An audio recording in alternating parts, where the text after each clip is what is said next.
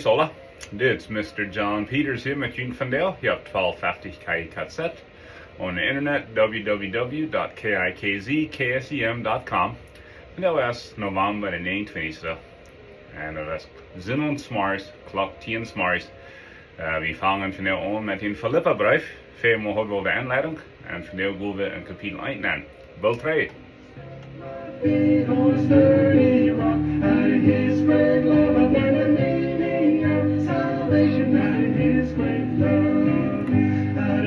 Great love, He picked me up, set my feet on a sturdy rock. Out of His great love, I've learned the meaning of salvation. Out of His great love. Dus we ons viermaal vervieren. De Philippa-brief. De Philippa-brief, der is geschreven van Paulus en Timotheus. Dat vinden we in den eersten vers, wo ze zijn Paulus ook Timotheus knechte oder deiner Jesu Christi. En zo, beker wat Paulus geschreven heeft aan verschillende thema's. Zum Beispiel dat Römerbuch, dat is dat Buch van de Erlösung, Salvation wird op Engels zijn. Wo komen de Juden en de Ploen aan, ook de Heiden en zo wieder. Is het recht Worten, is het recht Genode. En dan de Galaterbrief is ook een boek van genode. De Epheserbrief was een leer over God en hoe wondervol de Erlösung is. De Philippa-brief, dat is een brief over vrede, over schaftigheid. Op Engels würde zijn joy. En zo, dat woord joy oder vrede, dat vinden we 12 oder 13 Mal hier in een boek van 4 kapitels. So, en dan wat het interessant merken is, de schrijver wordt hier schrift van joy, van wie zal ons vrijen, wo wir die wir im Gefängnis, vielleicht mit Ketten bebunden, warum nicht die Freiheit brechen die Hand. Und warum die hier im Gefängnis, weil er sagt hier in Kapitel 1, er ist im Gefängnis für die Botschaft Jesu Christi. Jemand wird im Stich, dort er predigen, dass Jesus wie gekommen, wie gestorben, wie abgestanden und wie nicht bei der rechten Hand Gottes. Wem wird im Stich? Weil die römische Regierung wieder im Stich, wegen der römische Regierung liegt dort der Kaiser, dort wir Gott. Und hier sagt Paulus, das ist bloß ein Gott, das ist nicht der Kaiser. Und wem wird noch im Stich? Die jüdische Kirchenlehrer tritt, die Pharisäer, die Sadduzäer und die Schriftlehrer, die wird im Stich, wegen sie haben Jesus gekreuzigt. Wo wir denn nun mal lebendig sein, nicht so? Aber dort ist, wo die Erlösung ist, dort ist die Botschaft von der Erlösung. Dort ist, dass Jesus ist gekommen, er ist gestorben für mich in diesem Sinn, er ist abgestanden, er ist bei der rechten Hand Gottes. Dort ist die Erlösung. Und dann sagt er in Apostelgeschichte 16, wo Paulus zu den römischen Wächter sagt, und der hat Jesus gefragt, was mag ich tun, zum selig werden? Und dort ist die wichtigste Frage im Leben. Und dann sagt Paulus, glaub an den Herrn Jesus, und dann werden du in dein Haus gerat oder selig. Er redet nicht von Söhnen in der Taufe, er redet gleich von, wie da in der Gemeinde gehen, er soll so viel Geld geben, er sagt, bloß bleib an den Herrn Jesus. Das andere, was am Folgen, mein Freund, was hier bei den Wächter passiert, die Frucht von Gerechtigkeit passiert fort. Er nahm diese Jungs in sein Haus an, er feierte, er wascht ihre Wunden und so weiter. Hier in Kapitel 1 redet Paulus dreimal von Friede oder von Joy. Er sagt in Vers 4, dass ich bete mit Friede, wenn ich an ihn denke. Weil wir so leben, dass uns Prediger, uns Diener, uns Nober, unsere Eltern, unsere Großeltern, unsere Ehepartner, dass die können sich freuen, wenn sie für uns beten. Wir merken, wie unser Leben so schwer mit den Dingen, was wir tun, oder mit den Dingen, was wir sein. Und dann, wenn die für uns beten, das kann eine Freude geben. Paulus freut sich über die Philippa. Die Philippa wie eine gesunde Kerk. Die wie ein klein bisschen Uneinigkeit. Das vor allem Paulus iedermaal in het Mutterspreken daar te zullen zich vereinigen. Dat Buch Einigkeit als iedermaal in dit Buch ben. Wegen in Kapitel 5 weer 2 Frühes, wat zich uneinig geworden weer. En het leidt dat we in de kerk komen. De Uneinigkeit is zeer, zeer gefährlich. En het is zeer, zeer wichtig dat we die uitstampelen. Zo schwin is die wel in de gemeente aankomen. Hij vraagt zich in vers 18. Wegen dat evangelium wordt biedergebracht. Uit afkomst, ook uit vrede. Nu wil we nog meer van vertellen. En dan in vers 25 vraagt hij zich wegen de vrede, wat zij hem geloven hebben. Dan fällt me bij, dus deze jong, die had je een dag, hij weer groot van Martin gekomen, door hem stal en sagte te zijn papa, sagte, Papa, ik had even geraveld. Onze kei, dat zijn alles Christen. Nou, wat in de wereld, wo fällt die zo'n bij? Well, fragt de moeder. Wat zegt de jong, die hebben alle zo'n lange gezichten.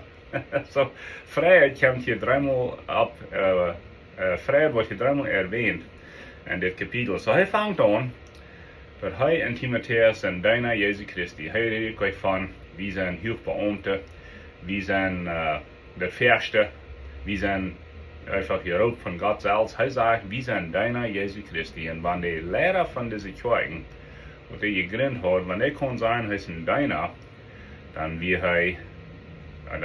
hij Jezus in de voetstappen nu gegaan. Want Jezus werkt een Dienaar. Hij, wat weet je wat? Wel, de mens wat alles gemerkt had, de God wat alles gemerkt had, die bunkt zich een handdoek, rammen zich en wascht de jongen er feit. Dat is een jes van dien, mijn vriend. En dat is waarom Paulus en Timotheus niet groot werden wie zijn Dienaar Jezus Christi. Hij zegt hen wel goed hij is. En hij brengt in een zonde woord. Hij zegt, je zijn in mijn hart. Wat betekent dat? Wel, je zijn bloos mijers in mijn gedachten. Je zijn mijers bloos bekende. Je zijn mijn kinderen, je zijn mijn vriend. En je zijn broeder en zuster met mij am Herrn. Hij redt van en vers 8 is een zeer wichtige vers, een wertvolle vers, wo hij zegt, hij vraagt zich, dat die wordt in de Philippa, wat aangevangen heeft, die wordt het volbrengen, wat in de dag waar Jezus komt. So nu hebben we dat zo over te mij en die. Die wordt in die en mij wat aangevangen heeft. Wat is dat? Wel, de heiligheid, dat bekeertum, en dat bekeerde wezen, de radung. Die werd dat aangevangen heeft, die wordt het volbrengen, wat in de dag wat Jezus komt. Nu durven we niet immer twijfelen, mijn vriend. Zijn ik geraad, of zijn ik niet geraad? Zijn ik een kind Gottes, of zijn ik niet een kind Gottes? Wegen Paulus verspreekt hier, dat die werd het aangevangen heeft, die wordt het volbrengen. So nu zie zeggen dat, je brauchst niet iedere dag twijfelen. Wel, vraagt jemand, ik habe war gesündig. Wel, wer heeft niet? En God heeft helemaal versproken dat u wordt zinloos zijn op deze eeuw. Hij verspreekt bloos die best geraad, die best ziet. Nu heb ik een vraag voor jullie, want je kind op eenmaal wat begonnen heeft, wat hij niet had zal, dat is eigen geweest. Is dat nog helemaal je kind? Ja, dat is. En dat wordt dus eerlijkheid geschaffen. Paulus zegt, die werd het goede werk aangevangen heeft, die wordt het volbrengen, wat in de dag wat Jezus Christus komt. Ik geloof de wegen dat een mens kon deze eerlijkheid af zijn, maar dat is een thema voor een andere dag. En zo dan redt Paulus hier niet plus van, we zijn in vers 1 partien, so Paulus redt hier niet plus van dat hij een God is, en dat God het wordt voordig maakt, maar hij deed dan een voets motor spreken, dat weer Paulus in de arbeid. Paulus weer voets bezorgd, wil jij dat met je christelijk leven? Dat is wassen. Paulus weer immer bekend dat mensen worden nog wassen. Hij redt op een steed van dat je worden al langzaam vlees verdrijven, en bij verdrijven dan hebben we bloos melk. En die worden studeren, die hebben het dan toegesteld, hoe lang dat we vandaan wat ze zich bekeerd hadden, dat we melk, wat die worden dan zo'n vlees verdrijven, dat we 1,5 jaar. So Paulus weer immer val van, we hebben wassen, we hebben toenemen. Hij deed in het motorspreek dat ze worden meer lijf hebben, meer wetenschap en meer onderscheidingsjes. Een onderscheidingsjes, dat is wanneer die wat wegen is, dit is recht, dit is aardig, zeg wel met het rechte gaan. Ein is goed, ein is beter, zeg wel met het betere gaan. Hij beter dat ze worden gevuld zijn met de vrucht van gerechtigheid. En ik denk, valt me voets bij de vrucht van des Geistes in Galater kapitel 5. Meer lijf, meer onderscheidingsjes, vrede, zu Gott holen und so weiter. Die kann die Früchte von des Geistes wirklich in Galater 5 lesen. Langmütigkeit, Geduld und so weiter. Und dann jetzt nu von Vers 12 bis 18 redet Paulus von, wo ist. Wo wir im Gefängnis. Dann sagt er, was er tut. Und warum ist er tut? Weil er sagt, all die, was mir hier weichen tun, die wollen mir abpassen, die hören das Evangelium. So die Soldaten, die weichen tun überall, oder wachen tun überall, die hören das Evangelium, die wollen am vielleicht feiden, und die wollen das Haus besorgen tun, wo er im Gefängnis wir. Die hören alle das Evangelium, dann sagt er, das ist okay, wird auf Englisch sein. It's okay. Dann sagt er, das ist noch eine Ursache, warum das nicht ist, dass ich hier einstopp sehe. Wegen das Evangelium wird gepredigt. Von zwei Gruppen. Eine Gruppe, die sind für mich, und die predigen dort mit meiner Dreistigkeit, die sind berufen geworden, wegen die weit nicht sind im Gefängnis für das Evangelium. Dann ist noch eine zweite Gruppe, sagt er, die predigen das Evangelium ut Aufgangs. Bloß zu mir zu sagen, sagt er, das ist auch okay.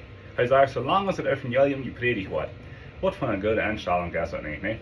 Ich weiß nicht, warum die haben nicht Aufgangs gepredigt, haben vielleicht nicht viel von Paulus gehalten. Wir weiten in den Korintherbrief, sind viele Menschen, die hielten nicht viel von Paulus. Die haben vielleicht in Iva das Evangelium gepredigt, bis zum Paulus was zusagen, und Paulus freut sich. Ist nicht Fan? Er freut sich. Und dann sagt er, ich bin hier im Gefängnis, und ich war hier vielleicht nicht rausgekommen, aber vielleicht war ich auch. Aber wenn ich hier nicht rausgekommen, wenn sie mein Leben nehmen, habe ich gewonnen. Und wenn ich hier blieb, habe ich gewonnen. Das ist noch wahr. Eine von den goldenen Versen, was hier in Philippa ist, in Vers 21, er sagt, wenn ich lebe, dann lebe ich für Christus. Und wenn ich sterbe, habe ich gewonnen. Das wird die Christus hier leben, der hier. Wir sind so voll von, wir wollen leben. Wir wollen Vitamine einnehmen, wir wollen natural, wir wollen gesund leben, dass wir lang leben. Aber in Christus ist auch immer bereit zum Sterben, mein Freund. Und das soll immer ein Part sein von uns Leben. Jemand hat gesagt, du bist bloß bereit zum Leben, wenn du bereit bist zum Sterben. Und so, nu, hier merkt ich Schluss in das Kapitel, in Kapitel 1, und der den Mutter sprechen, sich einig zu sein. Warum Einigkeit? Weil eine Kirche, was sich einig ist, das ist das stärkste Ding, was es auf der Welt gibt. Einigkeit merkt stark. Wenn du Streit hast, und Division, und Trennung, dann ist die Kirche sehr schwach. Und das haben wir seinen belebt in verschiedenen Kirchen in unserem Leben, in unserer Stadt, was wir beobachten, wenn die sich gestritten, dann sind die machtlos, dann sind die Druck, dann geht das Evangelium gleich wieder. Aber wenn eine Kirche, was sich einig ist, das ist eine Kraft. Und das, warum Jesus sogar betet in Johannes 17, dass wir uns einig sein, dass wir Einigkeit sein, aber dass wir Wahrheit sein. So Einigkeit meine ich, wie man alles mitgehen, aber wir kicken das erste in die Wahrheit und dann in die Einigkeit. Aber eine Kirche, was sich einig ist, die hat Kraft, das ist eine Macht. Eine Kirche, was sich stritt, das ist die Macht weich. Wegen das Denken, das Unerzwingen, und die haben bloß Druck mit Fehlentscheiden. Und das ist zum Jammer. Und das ist warum Paulus hier so sehr mutig sprechen, dass wir einig sein. Ich habe das auch gesagt, ich wollte es wahr sein. Jemand hat gesagt, dass zum Wundern, was eine Kirche kann tun, wenn es ein Dund ist, wer die Kredit kriegt, wer die Namen kriegt. Das ist zum Wundern, was eine Kirche kann tun, wenn es ein Dund ist, wer die Namen kriegt. I'll say it in English. It's amazing what a church can do when it doesn't matter who gets the credit. Und dann sind wir uns einig, nicht so? Wir haben ein Bild merken von einem Stuhl, wo 100 Pianos sind. Und die Pianos fehlen anzustellen. Wo würde es sich hier, weil wir den ersten Piano würden anstellen, dann den zweiten Piano nur den ersten noch, und dann den dritten Piano nur den zweiten noch. So wir würden einmal ein Piano brauchen, um den nächsten Piano anstellen. Was wir bei den 100 wären, das würde sich sehr fraktieren. Aber du hast ein Motstock, das ist ein Instrument, was gebraucht wird, und dann sind die Pianos alle anstellen, nur dort ein Instrument. Und dann sind die Pianos sich alle einig. Wer ist das Instrument in uns Leben? Das ist Jesus Christus. Hebräer 12 redet von unseren Augen haben auf Jesus Christus. Er ist der, was alles anstellen wird. Und dann ist die Einigkeit. Und dann merkt er Schluss, und 28 verteidigt mit was Interessantes. Er sagt, die wollen nicht liegen. Und wenn die lieben für Jesus Christus, das ist ein feines Ding. Wir reden gleich sehr fertig von ein Christ soll lieben, oder Wort lieben, nicht so? Weißt du, die Christen zu der Zeit, die freuen sich, wenn sie lieben können. Für ein paar Ursachen. Dann haben sie das Evangelium können wieder drehen. En ze hadden ook kunnen best leden voor Jezus Christus, wegen wo zij had Jezus niet voor hen geleden. Maar dat is kapitel 1, mijn vriend. Een kapitel van vrijheid, een kapitel van eindigheid, een kapitel van bossen. En nächste Mal dan bad kapitel 2. Had ik hier 12 fertig. Kan ik het zeggen, mijn vriend. Wel 3 met het gelanje programma.